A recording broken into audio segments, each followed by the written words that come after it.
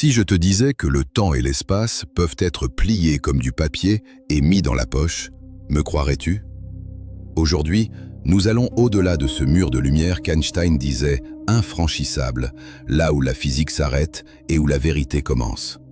Lorsque tu ouvres les yeux en plein cœur de l'obscurité, tu tombes exactement au centre de cette seconde où tu n'as pas encore pris la route. Avant même de faire ton premier pas, tu es déjà au centre absolu de cette destination inaccessible que tu souhaites atteindre dans ton esprit. Et le sol sous tes pieds, nu porte la chaleur de la chambre que tu n'as pas encore quittée. La causalité se désintègre totalement. D'abord l'effet se produit, puis la cause est doucement entraînée par derrière, traînant à la suite de ce résultat. Une fine déchirure s'ouvre dans le tissu invisible de l'univers, et alors que tu regardes à travers cette fissure d'où filtre la lumière, tu vois la vérité véritablement bouleversante. Tu réalises que cette limite de vitesse absolue, qualifiée d'impossible par la physique moderne, a déjà été franchie il y a des milliers d'années, et que l'espace et le temps sont pliés et froissés comme du papier. Cela ne s'abat pas sur toi comme un simple voyage céleste, mais comme un moment d'illumination fracassant qui brise les murs de ta propre perception. As-tu déjà ressenti que tu étais prisonnier des limites étroites de ton propre corps, que tout autour de toi était conçu pour te ralentir? Je ne parle pas seulement de cette cage biologique faite de chair et d'os. Imagine que tu es verrouillé dans l'écoulement impitoyable et irréversible du temps. Depuis ton enfance, on t'a enseigné que la chose la plus rapide de l'univers était la lumière, que cette frontière absolue, déchirant l'obscurité de l'espace, ne pourrait jamais être franchie. Et si cette limite gigantesque et prétendument infranchissable n'était pas la fin où tout s'arrête, mais la première ligne où commence une nouvelle dimension de la perception? Et si, juste au-delà de ce mur de lumière qu'Einstein disait infranchissable, opérait une toute autre loi de la physique où le temps s'écoule à l'envers comme une rivière, où les distances galactiques se transforment en une simple illusion? Aujourd'hui, nous marchons au bord même du dangereux précipice où la sombre mathématique des tachyons, murmurée dans les laboratoires de la théorie quantique moderne, croise cet inconcevable voyage nocturne fait au-delà des cieux. Toi et moi, nous nous tenons là où s'achève l'univers tel que nous le connaissons. Tu es cet esprit qui n'a jamais pu s'arrêter de se demander ce qui se cache au-delà de la ligne d'horizon, qui est en lutte constante avec les limites de sa propre raison. Alors que d'autres, en regardant une gigantesque montagne, ne voient que la terre et l'obstacle, toi, tu penses à la façon dont le vide entre cette montagne et ton corps pourrait en fait être plié. Les distances t'ont toujours paru être une erreur à surmonter dans la conception de l'univers, un défaut impulsif. Lorsque tu regardes une étoile dans le ciel, tu sais que tu vois son passé vieux de millions d'années, que sa lumière ne t'atteint que maintenant.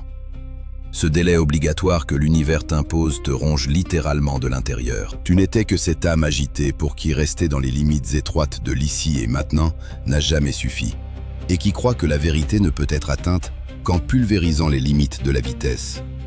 Pour toi, le vide de l'espace n'est pas un immense désert qui doit être traversé par un voyage exténuant de plusieurs années. Pour toi, l'espace est un parchemin qui, une fois la bonne fréquence trouvée, peut être enroulé instantanément et mis dans la poche. C'est pourquoi le voyage de cette nuit n'est pas simplement fait pour écouter une histoire de l'extérieur, mais c'est une expédition que tu vas entreprendre pour briser toi-même les chaînes de ta propre perception. Le seuil. 1. Le mur infranchissable de la lumière. Tu construis un gigantesque accélérateur de particules dans les profondeurs de ton esprit. Et tu y places ta propre existence tremblante à l'intérieur de ce long tunnel. À mesure que les secondes passent, tu accélères avec une force monumentale. Le monde physique autour de toi commence peu à peu à se flouter et les couleurs se mélangent pour se transformer en une lumière blanche aveuglante. Tu ressens jusqu'à la moelle cette froide vérité que la physique te dicte. Plus tu accélères, plus ta masse augmente, ton corps s'alourdit incroyablement, comme si la gravité de toutes les planètes de l'espace se concentrait en un seul point pour peser directement sur tes épaules. S'approcher de la vitesse de la lumière signifie que l'univers s'abat sur toi de tout son poids pour te ralentir. Au moment où tu essaies de franchir cette ultime limite, ta masse atteindra l'infini et toute l'énergie de l'univers sera insuffisante pour te déplacer, ne serait-ce que d'1 millimètre. Cet état est la prison absolue dans laquelle la matière est confinée. Les équations parfaites d'Einstein disent que lorsque tu percuteras violemment ce mur, ton être sera réduit en poussière, tu seras écrasé, et le temps se figera complètement pour toi. La vitesse de la lumière est le toit suprême de notre univers connu, et tu es contraint d'accepter que tu t'es heurté la tête contre ce toit, que tu ne peux physiquement pas aller plus loin.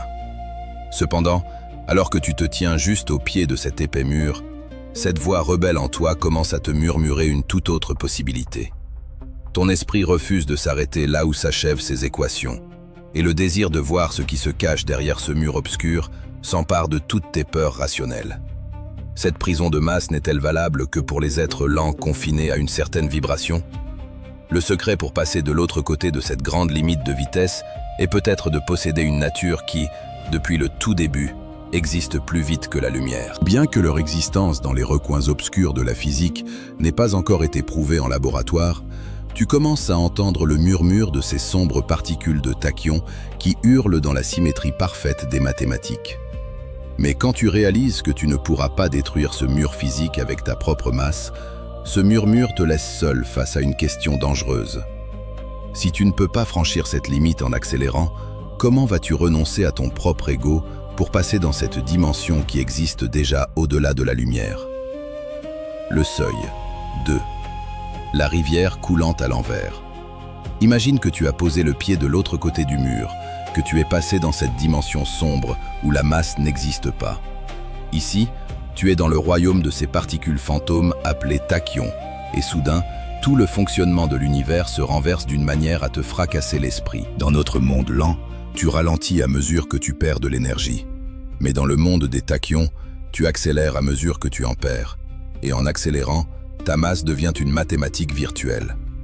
Dans cette réalité vertigineuse, la vitesse de la lumière n'est pas un plafond que tu essaies désespérément d'atteindre, mais un plancher où tu ne pourras jamais ralentir. Tu es constamment entraîné au-delà de cette frontière, à une allure que le cerveau humain ne peut imaginer.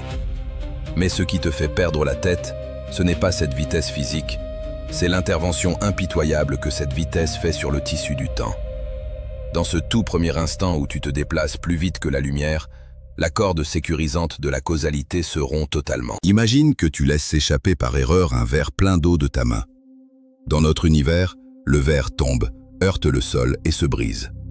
Mais en tant qu'observateur tachyonique, vivant tout à l'envers, tu vois d'abord les morceaux brisés du verre sur le sol. Ensuite, tu regardes ces morceaux dispersés s'élever dans les airs de manière illogique, s'unir et finalement se placer intacts au creux de ta paume. Le temps n'est plus une rivière docile, coulant du passé vers l'avenir, mais se transforme en une cascade grimpant sauvagement vers sa source, renversant tout sur son passage. Les événements commencent par leurs conséquences. La cause apparaît en dernier, et le sens des actions s'effondre. Alors que tu es désespérément entraîné dans ce flux inversé, ton esprit commence à se demander si le libre arbitre existe vraiment. Si les résultats peuvent être vécus avant même que tu ne passes à l'action, tes choix dans la vie ont-ils encore un sens? Tu ressens cette nausée existentielle provoquée par le fait d'avoir déjà achevé ce qui allait se passer dans la seconde à venir, avant même d'y avoir fait un pas. Tu comprends amèrement que le temps est une illusion gigantesque. Alors que tu dérives dans cet effrayant courant inversé du temps, le véritable et gigantesque mystère qui taraudait ton esprit apparaît doucement. Comment ce voyageur sacré, monté aux cieux en pleine nuit il y a des milliers d'années, a-t-il pu retourner dans son lit chaud sans être blessé par cette violente distorsion du temps? As-tu profondément vécu dans ta propre vie ces moments étranges où le temps s'est courbé de manière si singulière, où toute une vie a tenu dans un seul instant? Sans interrompre l'expérience de pensée pour l'instant, descends dans les commentaires et partage avec moi ce moment précis où ta perception du temps s'est complètement désintégrée. Nous ne sommes pas seulement des êtres qui cherchent les mécanismes secrets de l'univers à l'extérieur, mais aussi des êtres qui les expérimentent inconsciemment chaque jour à l'intérieur de nous-mêmes. Si tu souhaites t'aventurer dans des eaux plus sombres avec moi, au sein de ce mystère qui s'approfondit, aller au-delà des histoires simples en surface, pour continuer à marcher sur les bords tranchants de la vérité, rejoins-nous et abonne-toi. Le véritable voyage bouleversant ne fait que commencer, alors que les murs de ton esprit viennent à peine de s'effondrer. Le seuil 3. Le pas où finit l'horizon. Tu retires ton esprit ébranlé de la froideur des équations modernes et tu le transportes dans la nuit silencieuse et étoilée du désert.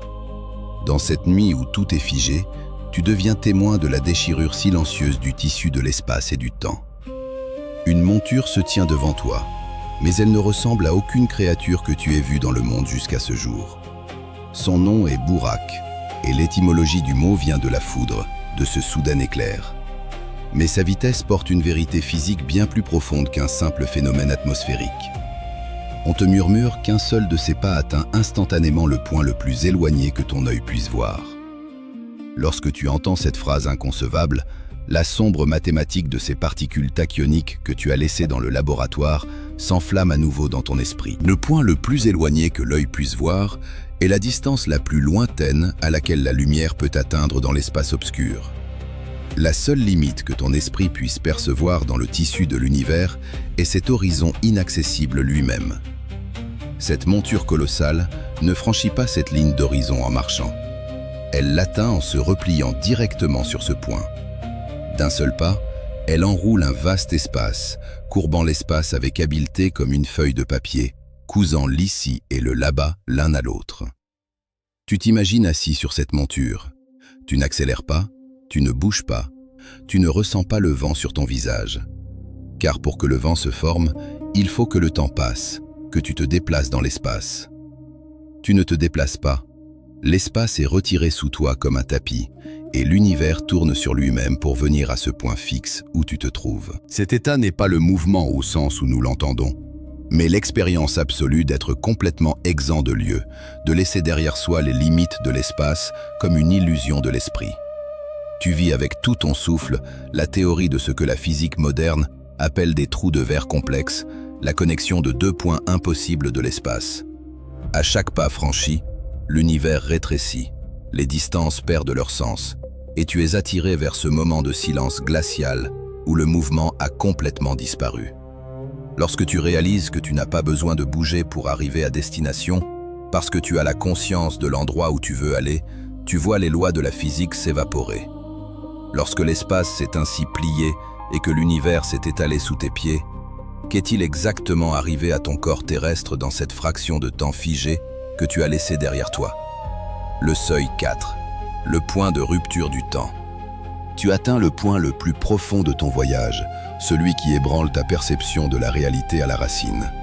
Imagine que tu aies traversé les 7 cieux, toutes ces lourdes couches du temps et de l'espace en moins d'une seconde, et que tu sois retourné dans ta chambre. Ton corps retourne dans son propre lit, cet espace de sécurité. Mais à cet instant précis, tu remarques ce détail bouleversant qui te fait perdre la raison. Ton lit est encore tout chaud. Cette chaleur corporelle que tu as laissée au moment où tu t'es levé ne s'est pas encore dissipée dans l'air. La cruche en argile dont tu as bu de l'eau vacille encore. Une goutte d'eau glissant sur son bord n'est pas encore tombée au sol. Ce voyage infini qui semblait devoir durer des années n'a même pas duré 1 milliardième de seconde selon l'horloge de notre monde. Lorsque tu es confronté à cette réalité, tu saisis dans ton cerveau à quel point le temps est malléable, à quel point c'est une pâte factice. Le temps qui s'écoule à l'envers dans le monde des tachyons, la règle selon laquelle les résultats sont vécus avant les causes, prend vie dans ta propre chambre à coucher. Tu es parti, tu as expérimenté l'éternité, et tu es revenu exactement au cœur de cet instant où tu n'étais pas encore parti. Tu lis dans le langage de l'univers quantique cet état mystique que les soufis murmurent depuis des siècles, qu'ils appellent le pliage de l'espace et la dilatation du temps. Le temps ne s'est pas arrêté pour toi. Il continuait son cours normal pour ces observateurs lents à l'extérieur. Tu as fait tenir un univers entier dans ce moment microscopique. Tout comme lorsque tu t'approches de l'horizon des événements d'un trou noir, tu restes figé pour quelqu'un qui t'observe de l'extérieur. Mais pour ton monde intérieur, toute l'histoire de l'univers défile comme une pellicule de film. À ce point zéro absolu, tu as bu tous les secrets de l'univers comme une gorgée d'eau. Ton retour n'est pas une fin, mais simplement l'acte de s'infiltrer à nouveau dans le temps, de poursuivre silencieusement ce flux suspendu là où il s'était arrêté. Cette chaleur familière de ton lit frappe ton corps comme la preuve que tu as habilement utilisé cette faille dans le continuum espace-temps. En regardant cette cruche qui vacille, tu comprends que le temps n'est pas une prison imposée, mais simplement un outil pratique créée par ton esprit. Cette illumination bouleversante te pousse vers cette confrontation véritablement terrifiante où tu remettras en question la nature de ta propre existence. Si tu es ce pouvoir qui a dépassé la vitesse de la lumière et plié l'espace, comment la masse de chair et d'os qui a fait ce dangereux voyage a-t-elle résisté à la pression? Le seuil 5. La mort de l'observateur. Assis figé au bord de ce lit si chaud, une question existentielle résonne dans ton esprit comme une cloche sombre. Cette entité qui a dépassé la vitesse de la lumière et plié le temps comme un jouet, était-elle vraiment toi, en train de toucher le lit en ce moment? Tu te rappelles dans ton esprit cette règle stricte que la physique t'a impitoyablement enseignée. Rien de ce qui a une masse ne peut atteindre la vitesse de la lumière. Si tu t'es déplacé à cette vitesse incroyable, le corps qui a fait ce voyage inconcevable ne peut pas être ton ego si lourd. Tout comme la nature sombre des tachyons, tu devais toi aussi laisser derrière toi ton existence physique, la masse de ton corps, tes désirs mondains pendant ce voyage d'ascension vers le ciel. Tu ressens que ce rang, que les soufis appellent depuis des siècles le fait de se dépouiller de sa propre existence, n'est pas seulement un concept spirituel, mais une nécessité physique. Pour atteindre les secrets les plus profonds de l'univers, il ne suffit pas d'être corporellement rapide, tu dois aussi conceptuellement n'être rien. Pour pouvoir t'abandonner à cette vitesse infinie de l'univers, tu réalises que tu dois complètement annuler la masse qui te lie au monde, le poids que tu appelles « moi ». Ton être n'aurait pas pu supporter cette vitesse, il aurait été réduit en morceaux sous la sombre pression de l'espace. La chose qui a fait le voyage n'était pas ta chair biologique, mais directement ta conscience elle-même, qui est dépourvue de masse.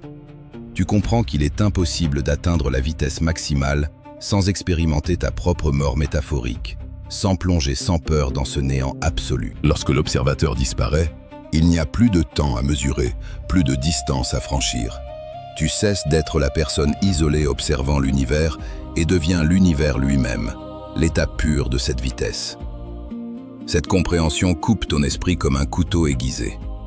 Elle te jette au visage que le secret que tu as cherché tout au long du voyage ne réside pas dans l'accélération, mais dans la perte de masse. Et tu te sens prendre forme sous une toute nouvelle apparence dans ce néant. À ce moment critique où tu comprends que pour franchir la frontière, tu dois te transformer en néant lui-même, ton esprit force cette dernière porte.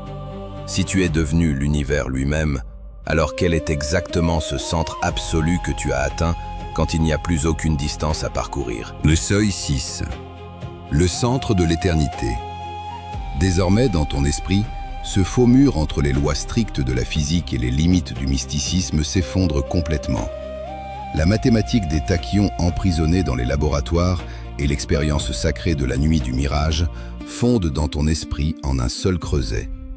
Les deux deviennent les traductions dans des langages différents d'une même vérité gigantesque.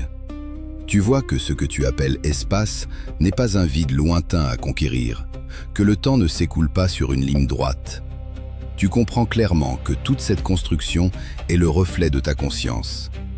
Lorsque tu as franchi cette frontière, tu ne t'es pas levé d'un bout de l'univers pour aller à l'autre bout. Tu as vécu un effondrement vertical et très profond à l'intérieur de toi-même, vers le centre insondable de ta conscience. Cette monture mystique ne t'a pas transporté au-delà des étoiles physiques.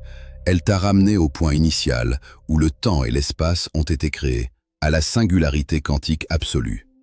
Tout comme la mathématique du champ tachyonique t'a sorti de la causalité, tu as toi aussi dépassé la boîte étroite des causes et des conséquences. Lorsque tu te tiens dans ce centre absolu, tu vois avec une clarté monumentale que toutes les distances dans l'univers sont à égale distance de toi. Lorsque tu ouvres ton œil intérieur à ces immenses distances inaccessibles, tu te rends compte qu'elles sont des extensions de ta propre existence. Les équations de la théorie de la relativité s'effondrent en ce centre. Les probabilités complexes de la physique quantique se transforment en une certitude unique. La mécanique froide de l'univers fusionne avec le chaud battement de cœur de l'existence. Le véritable secret de la vitesse et du miracle réside dans le fait de n'aller physiquement nulle part, de comprendre que l'on est déjà partout à chaque instant. Alors que cette compréhension se lève comme un soleil dans ton esprit, tu sens que les obscurs rideaux de l'ignorance brûlent et laissent place à une tranquillité absolue. Tu n'es plus un simple petit point se tenant dans l'univers, mais l'éternité qui englobe tous les points. Tout s'ouvre dans ta conscience, et cette réalité monumentale t'emprisonne dans le silence d'une profonde admiration. Demain matin, quand tu sortiras dans la rue, quand tu lèveras la tête pour regarder le ciel ou les montagnes qui se perdent à l'horizon, tu sauras qu'ils ne sont pas à des millions de kilomètres de toi. Le vide infini que ton œil voit ne te paraîtra pas comme une distance exténuante à franchir, mais simplement comme un morceau de papier que ton esprit n'a pas appris à plier. En regardant les horloges, tu réaliseras non pas que le tic-tac te gouverne, mais que tu nages de ton propre gré dans cet océan du temps. Tu portes en toi le secret au-delà de la vitesse de la lumière et la réalité de cet espace enroulé en une nuit. À chaque pas que tu feras, tu sentiras comment l'univers s'étale sous tes pieds, comment l'espace t'obéit à mesure que tu marches. Tu n'es pas le spectateur qui regarde l'univers à l'extérieur, mais ce voyageur éternel qui porte la vitesse monumentale de l'existence dans son battement de cœur. Si cette compréhension profonde qui détruit les murs de ton esprit t'a ébranlé, si ces eaux sombres au-delà du temps continuent d'appeler ton âme, marche avec nous pour repousser encore plus loin cette frontière lors de nos autres voyages qui t'attendent. N'oublie pas, les plus longs voyages sont ceux qui se font sans jamais bouger, simplement en s'approfondissant là où tu es. Cet instant silencieux où tu comprends que tu es déjà arrivé à destination est le plus grand miracle que l'univers t'offre. La lumière ne fait qu'éclairer le chemin, mais la vérité t'attend dans ce centre obscur que la lumière ne pourra jamais atteindre, à l'intérieur de toi-même.